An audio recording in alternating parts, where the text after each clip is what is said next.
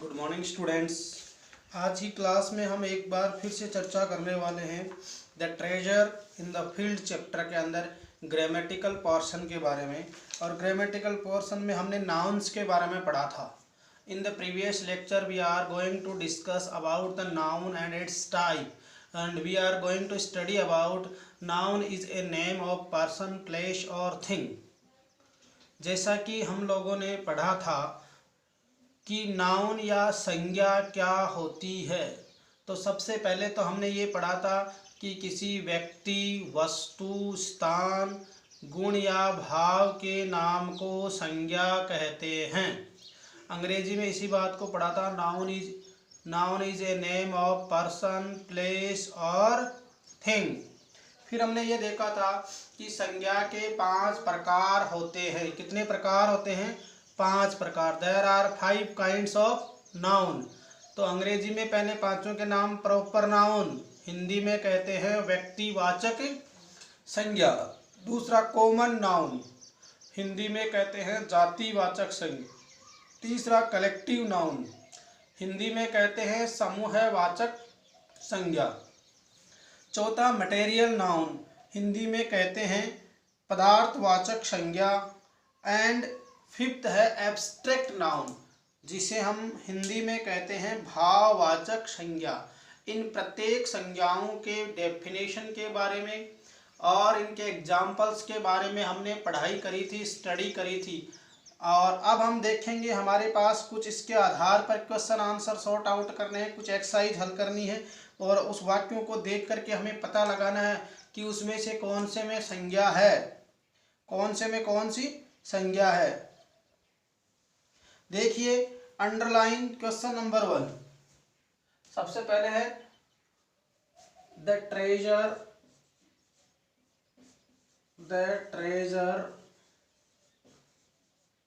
In the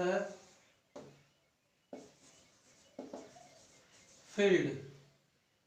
the treasure in the field chapter जो है उसके कुछ एक्सरसाइज है। ग्रामेटिकल पोर्शन की कुछ एक्सरसाइज हमने कल पढ़ी थी, उसकी एक्सरसाइज हमको हल करनी है, वो हम स्टडी कर रहे हैं। अब हम देखेंगे सबसे पहले question number 1, underline the nouns. Question number 1 देखेंगे,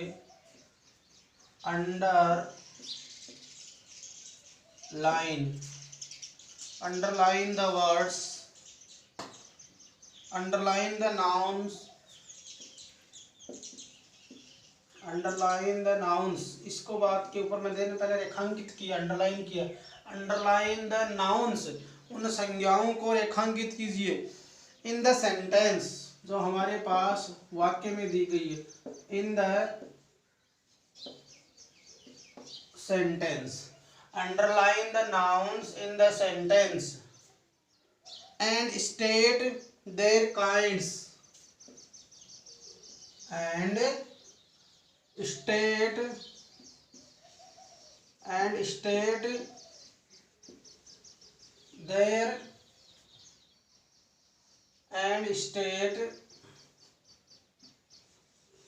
their kinds, और उनके प्रकारों को भी बताइए, या उनके प्रकारों के बारे में लिखिए। State their kinds and state their kinds. कहने का मतलब क्या है? वाक्यों में नाउन को रेखांकित कीजिए, अंडरलाइन कीजिए और उनके प्रकारों के बारे में बताइए। ये हम स्टडी करने वाले हैं। Underline the nouns in the sentence and state the kinds. निम्नांकित वाक्यों में या वाक्यों में नाउन्स को रेखांकित कीजिए और उनके प्रकारों के बारे में लिखिए।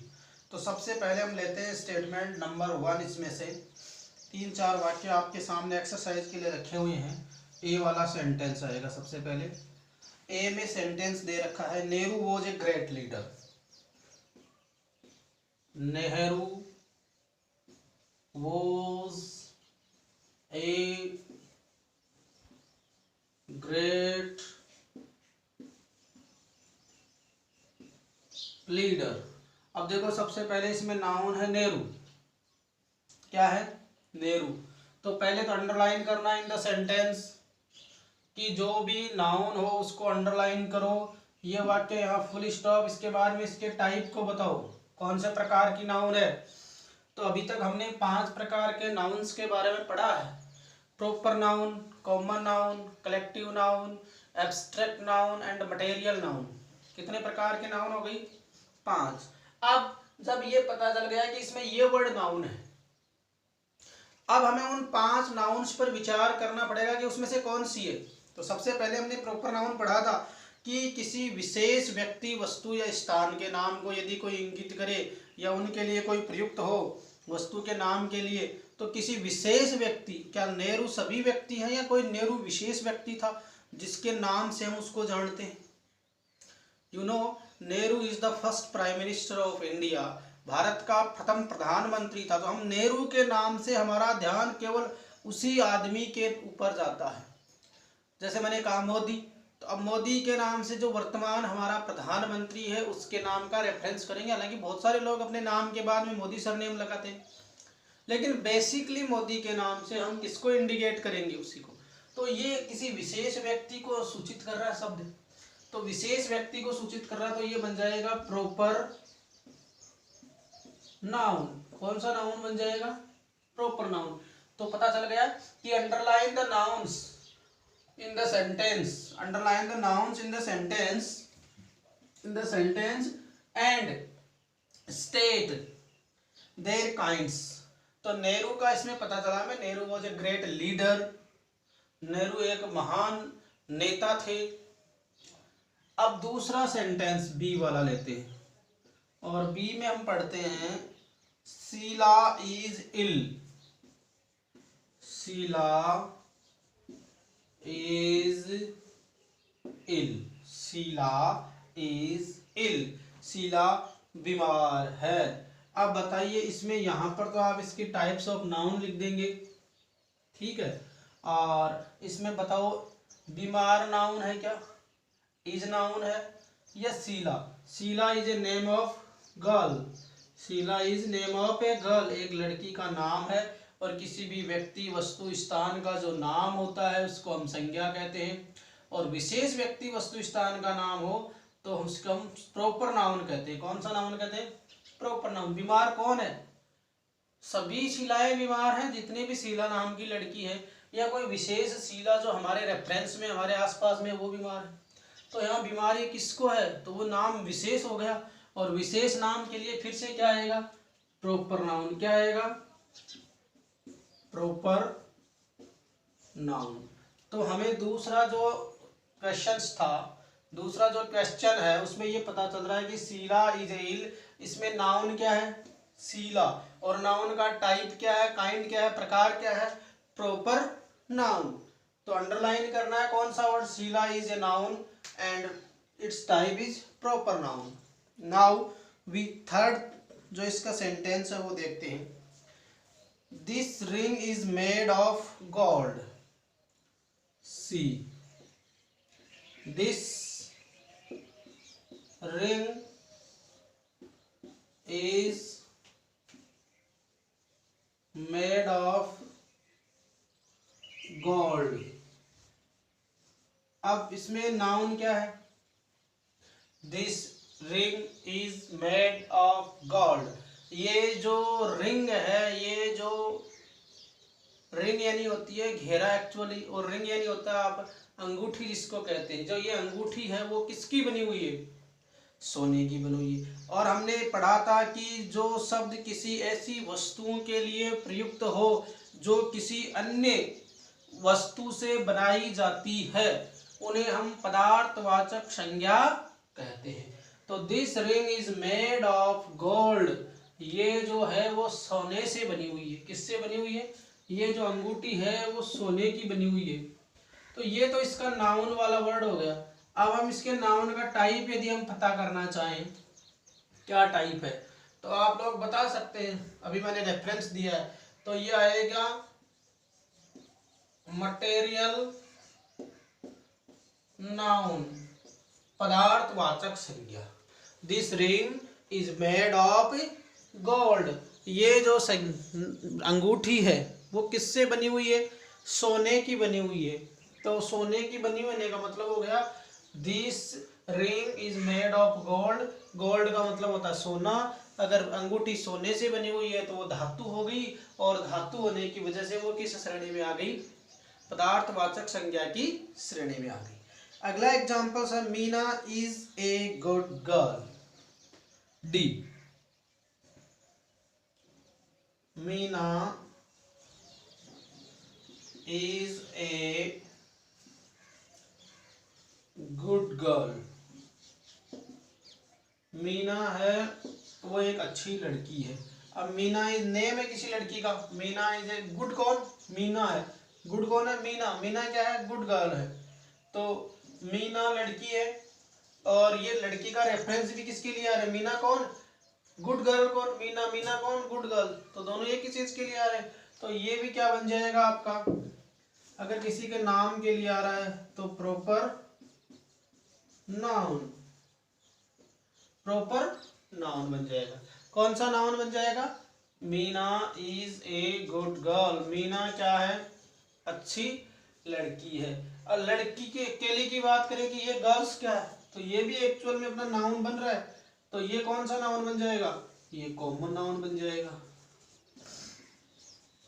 कौन सा नाउन बन जाएगा? कॉमन। लेकिन हमें तो केवल एक ही फर्स्ट नाउन जो है वही देखना है। Meena is a good girl. Meena किस प्रकार की लड़की है? Proper noun. और यदि गर्ल की बात करें तो वो किस प्रकार का नाउन है? वो कॉमन नाउन है। गर्ल शब्द है वो संपूर्ण गर्ल लड़की जाति को इंडिकेट करता है। यहाँ तो रेफरेंस हो गया। गर्ल कौन है? मीना। मीना कौन है? गर्ल। तो ये की बात आती है। अगर अकेला इसकी बात करें तब आ जाएगा कॉमन नाउन। इस प्रकार से ये कुछ सेंटेंस थे आपके जो आपको हल करने थे।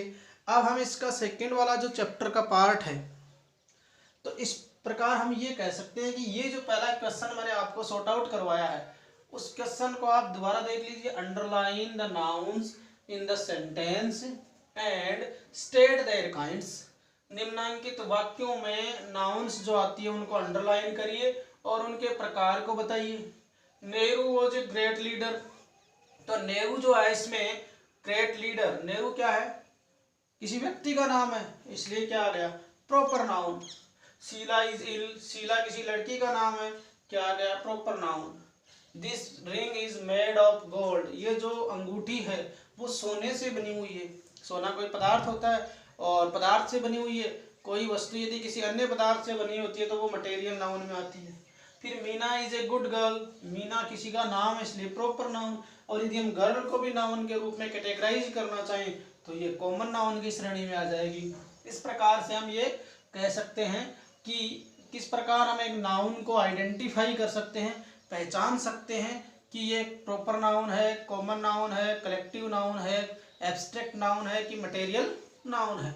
ये हमने कुछ नाउन का ज्ञान प्राप्त किया था, नाउन का स्टडी किया था और उसके आधार पर हमने ये एक एक्सरसाइज करी है। एक एक्सरसाइज और बची हुई है वो हम नेक्स्ट क्लास में करेंगे। Thank you very much.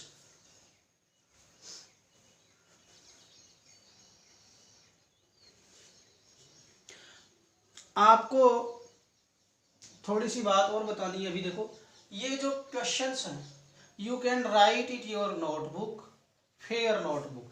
आप अपनी फेयर नोटबुक में इसको उतारेंगे और एज ए होमवर्क के रूप में इसका क्वेश्चन आंसर को हल करेंगे। ये जो क्वेश्चंस हैं, ये जो 1 क्वेश्चन मैंने आपको दिया है जिसमें 4 सब क्वेश्चंस हैं, उनको स्टडी करेंगे, उसको पढ़ेंगे, उसको नोटबुक में मेंशन करके एज ए होमवर्क के रूप में आज की डेट डाल करके ये काम आपको होमवर्क के रूप में करना है। काम बहुत ही साफ सुथरा होना चाहिए। जब भी हम क्लास में मिलेंगे तो हर डेट वाइज आपका दिया हुआ वर्क का हमारे पास रिकॉर्ड है और वो हम चेक करेंगे कि आप इसको कर रहे हैं या नहीं कर रहे हैं। फिर उस समय आपको एक साथ ज़्यादा वर्क हो जाएगा, फिर आप भयभीत होंगे। तो समय पर करते रहिए। घर पर अभी आप बिल्कुल फ्री हैं तो पढ़ाई की तरफ ध्यान दें और इनको कंप्लीट करें। अभी आने वाले समय में आपके टेस्ट वगैरह भी आयोजित होते रहेंगे, तो उसमें भी आपको यदि पढ़ा हुआ है तो आप आराम से कर सकते हैं। Thank you very much.